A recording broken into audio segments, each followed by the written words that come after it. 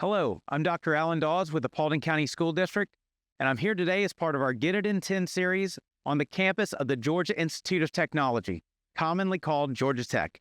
This video is dedicated to you, our students, and how to apply and get into Georgia Tech. Let's get to it.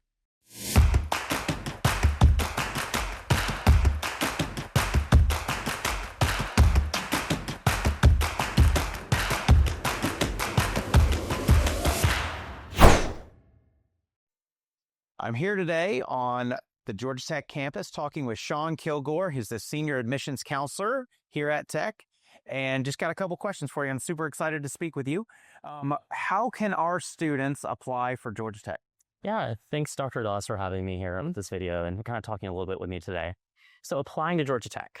Students, our application is exclusively on the Common Application. So hopefully you're familiar with that by now, but if you're not, just a quick overview.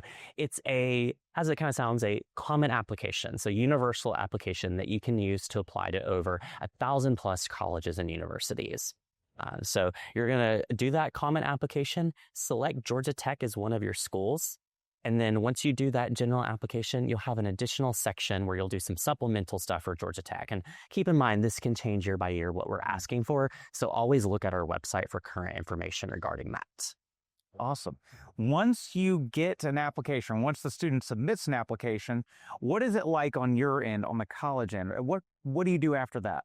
Yeah, so there's going to be some magic that happens where those applications get funneled into us by Common Application into our application platform internally. So that's the same kind of form that's going to have that portal that you use to track your status. Make sure we received all documents and materials, where you'll later review your decision, all those sorts of things. But really where the magic happens. So the thing to keep in mind is we're going to read applications in chunks based upon application round. So at the moment, we have 2 application rounds, early action and regular decision. Depending on when you apply, we're not going to read those applications till after the deadline. So the first thing I want to stress is don't rush your application, because we're not going to read them until once that deadline has passed. But when it comes to reading them, all the stuff's going to get matched up, your transcripts, test scores, school report, all those things that are needed for us to review your application. We have a team of about 20 plus full-time staff members who work here in Georgia Tech on campus every day, as well as a group of part-time readers that we bring in every single year. So these are people who are Georgia Tech alums. They're former high school guidance counselors. They're former college admissions counselors. They have all sorts of different backgrounds. All of our readers are going to be trained every single year on what we are looking for in the ideal application for a Georgia Tech student. So they're going to be trained on our institutional values, making understand how to read different transcripts, all those sorts of things. Your application's going to be read by a real human. No parts are read by AI. I want to put that first and foremost right there. And most of the time, each application is read at least 2, 3, 4 plus times before a final decision is actually made. Wow, that's amazing. What does an ideal application look like to you? Yeah, so an ideal application. I think the thing is that there is not one type of student who is equipped to succeed at Georgia Tech, right? So I'm going to bust a myth here real quick.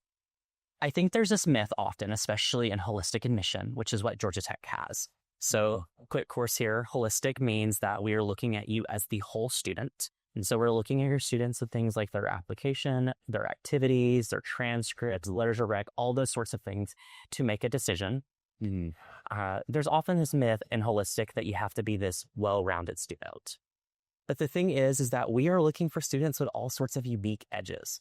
We are looking for students who are going to help us best fulfill our values of progress and service. So that institutional motto that we carry with us in all the work that we do inside the classroom and outside the classroom. So of course, I'm looking for things like strong academic performance, because the reality is that Georgia Tech is a rigorous institution, so we really want to make sure that you've taken advantage of those rigorous courses that are offered to you at your school or in your local community environment. Of course, I'm looking for things like involvement. So I want to make sure that you're not just doing the work inside the classroom, but you're being an active contributor inside either your school community, your local community, maybe even your family, all those different ways that you can be making an impact outside the classroom. And then, of course, I'm just really looking to understand a little bit more about who you are as a person and how you may best help us fulfill that idea of progress and service.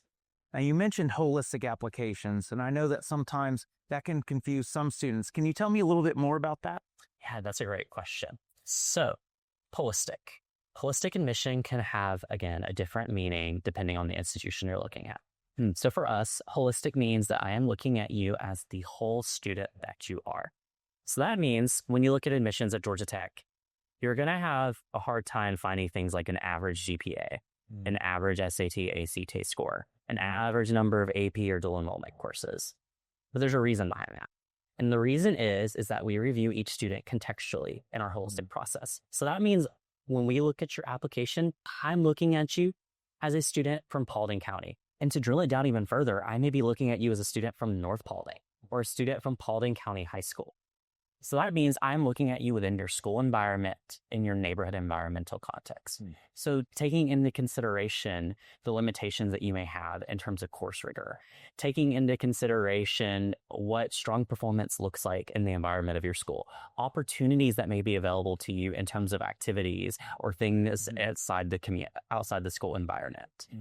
Because the reality is that a student is different depending on where they look. So I would never compare you as a student from a student in a completely different county or a completely different state, because you're going to look vastly different. So that's why you're going to have a hard time finding those averages when you look. What do you think is a common mistake that you see for applicants? A common mistake. Something that our students could avoid. Yeah. So I think one of the biggest common mistakes is selling yourself short, especially when it comes to that activity section on your common application. So when you're looking at it for Georgia Tech and you're looking at any of our materials, you're looking at our website about how you evaluate your activity, how we evaluate your application and the components, you're going to see it referred to us as contribution to the community.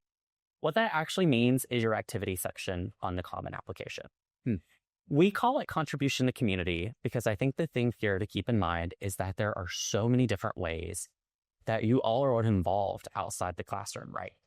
So oftentimes students just think of extracurricular, so things they're doing in the school environment. So things like clubs, sports, the arts, honor societies, whatever it may be.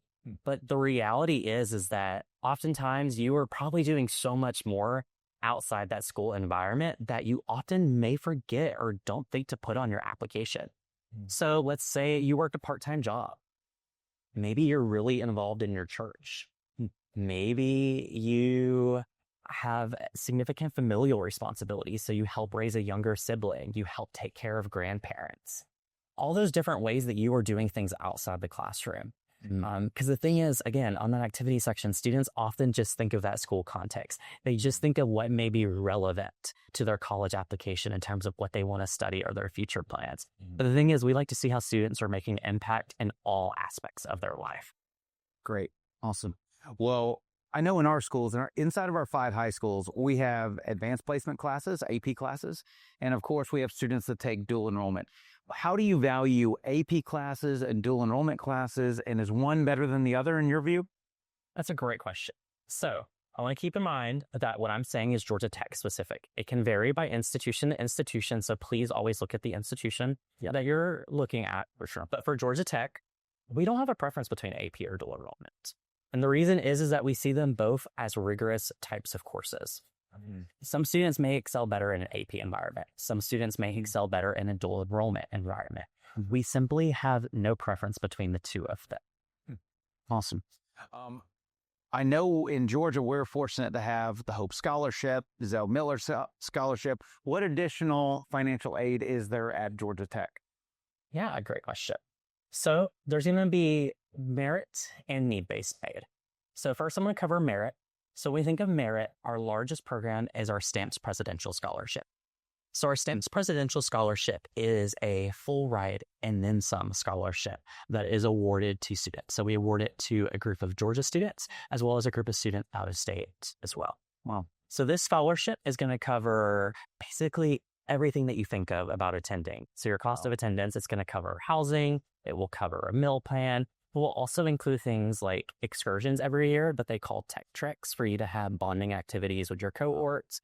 It will even provide research stipends, all those things that you need to really enhance your experience. It's awarded to students from all across the state. Actually, this past year in the 2023-2024 cycle, we even had a student from Paulding County who was awarded this scholarship and has chosen to come here and study with us. So that's definitely our largest merit. There's also going to be individual ones that are college specific. So the College of Business, for example, has a Dean Scholarship, and that is awarded to students who are interested in the business administration degree within the College of Business. And then in terms of need-based, our largest program is going to be our G. Wayne Clough Tech Commerce Scholarship. And so it is awarded to a group of about 75 students at the moment of Georgia students with a familial income of under $55,000 a year. And basically, it's the promise that you're going to graduate from Georgia Tech debt-free. So it's going to pick up after your Hope and Zell Miller Scholarship, and it's going to cover all of those, again, those things that you think of in your cost of attendance through a variety of scholarships, grants, and as well as a federal work study. Wow, that's fantastic. Sounds like great opportunities. My final question for you today is really, what is one thing that you would like to, make our students aware of if they are interested in Georgia Tech? They're interested in Georgia Tech, yes. I think the biggest thing is that you should start early. That when you are thinking about how do I prepare myself for an institution like Georgia Tech, I think that you should make sure that you are starting that thought process early on in high school. So start taking those rigorous courses. Start challenging yourself more each by year. Maybe start with those honors level courses. And then when you feel ready, move up to those AP and dual enrollment courses. Explore your interests when you're early on in high school. Especially, oftentimes students don't think about really making an impact until they're maybe an upperclassman, when they can have that titled leadership or things like that in activities. But you should use your 9th and 10th grade years especially as times to explore different clubs, sports, activities, things maybe outside the school environment that really interest you, so you can start building a well-rounded list. And by the time that when you get to those later years in high school, you know what you're passionate about. You're really deeply involved in activities and you're making a significant impact. I'm Dr. Alan Daws with the Paulding County School District, and this is How to Get into Georgia Tech in 10 Minutes or Less. Thanks for your time.